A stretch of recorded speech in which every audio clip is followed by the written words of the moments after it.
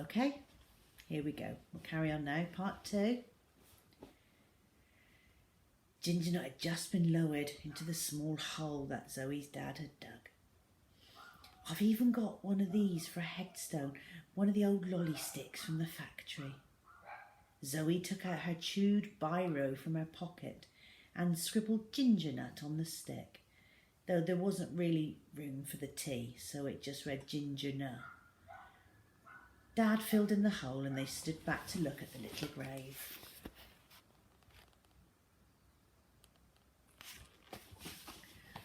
Thanks, Dad. You're the best. Now Dad was crying. What's the matter, asked Zoe. I'm not the best. I'm so sorry, Zoe. But I will get a job one day. I know I will. I know. Dad, it doesn't matter. I just want you to be happy. I don't want you to see me like this. Dad started walking away. Zoe pulled on his arm, but he shook it out of her grasp and walked off towards the tower block. Come and meet me at the school gates later, Dad. We can go to the park. You can put me on your shoulders. I used to love that. It don't cost a thing. Sorry, I'll be in the pub. Have a good day at school, he shouted without looking back. He was hiding his sadness from his daughter. He always did. Zoe could feel her stomach screaming in hunger. There'd been no dinner last night, as Sheila had spent all the benefit money on fags. And there was no food in the house. Zoe hadn't eaten for a very long time, so she stopped off at Raj's newsagent. All the kids from school went to his shop before or after school. As Zoe never received pocket money, she would only come to the shop and gaze longingly at the sweets. Being exceptionally kind-hearted, Raj often took pity on the girl and gave her free ones. Only the out-of-date ones, though, or the ones with a hint of mould. But she was still grateful. Sometimes she would be allowed a quick suck on a mint before Raj asked her to spit it out so he could put it back in the packet to sell to another customer. This morning Zoe was especially hungry and was hoping Raj would help. Ting! Went the bell as the door opened. Ah, Zoe, Miss Zoe, my favourite customer. Raj was a big jolly man who always had a smile on his face, even if you told him the shop was on fire. Hello, Raj, said Zoe sheepishly. I don't have any money again, I'm afraid. Not a penny? Nothing, sorry. Oh dear, but you do look hungry. A quick nibble on one of these chocolate bars, perhaps. He picked up a bar and unwrapped it for her. Just try and eat round the edges though, please, and then I can put the wrapper back on and put it on sale. The next customer will never know. Zoe nibbled greedily on the chocolate bar, her front teeth munching the edges like a little rodent. You look very sad, child, said Raj. He was always good at spotting when things were wrong and could be a lot more caring than some parents and teachers. Have you been crying? Zoe looked up from her nibbling for a moment, her eyes still stung with tears. No, I'm fine, Raj. Just hungry.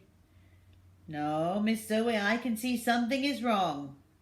He leaned on the counter and smiled supportively at her.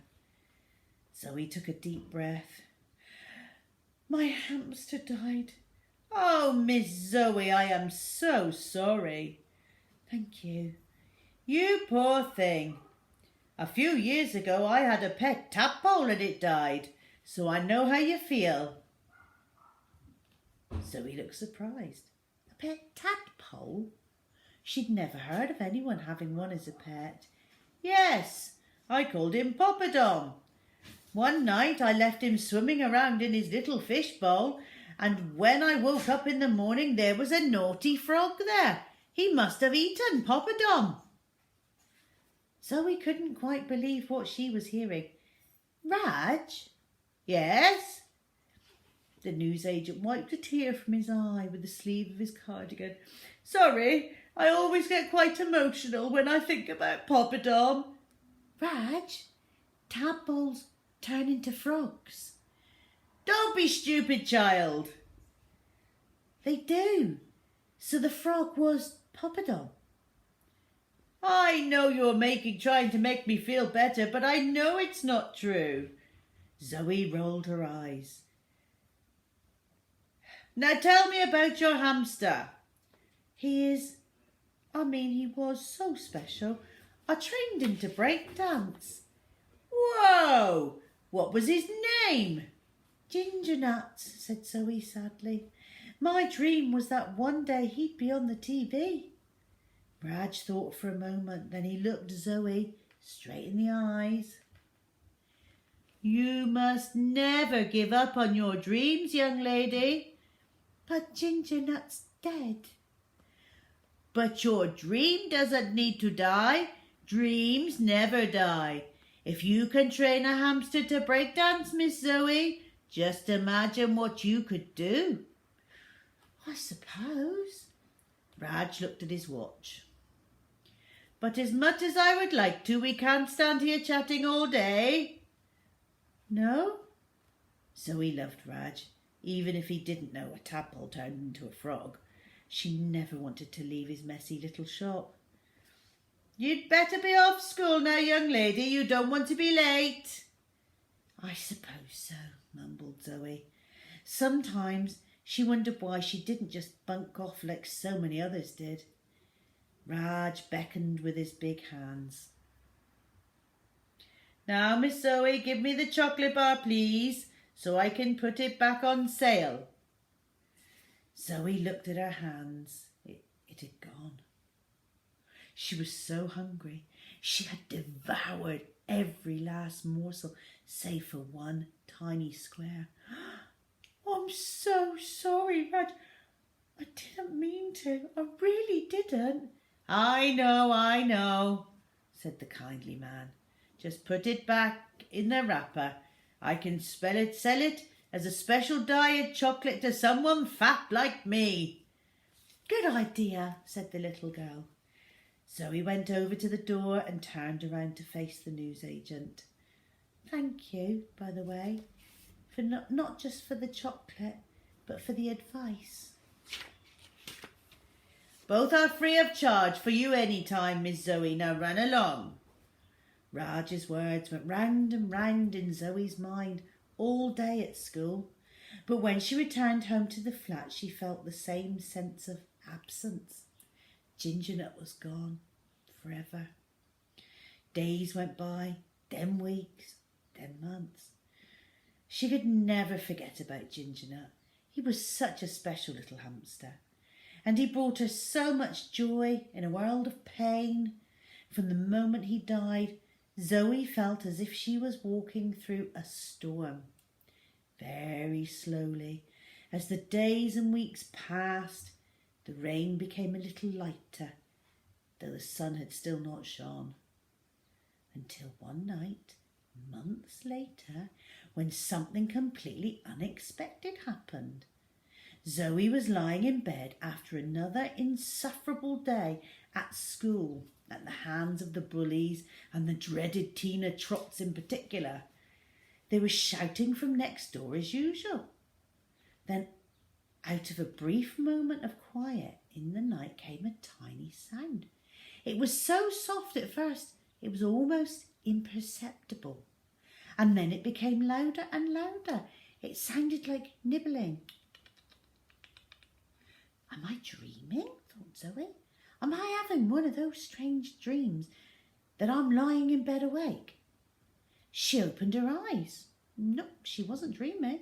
Something small was moving in her bedroom.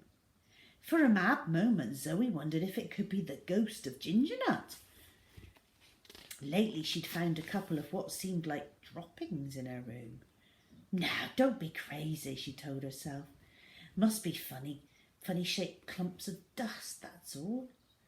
At first, all she could see was a tiny shadow shape in the corner by the door. She tiptoed out of bed to have a closer look. It was little and dirty and a tad smelly. Phew. The dusty floorboards creaked a little under her weight. The tiny thing turned around. It was a rat. Oh, well, we have to leave it there. So, hope you've enjoyed the next instalment of Ratburger. I can't wait to see what happens next. And what happens with this rat. And the horrible Sheila. And the nasty Tina Trots. And what happens to our little heroine, our little Zoe. And hopefully life gets a bit better for her. Okay? Keep yourself safe. Keep yourself busy. And I will speak to you next week for the next exciting instalment of Ratburger.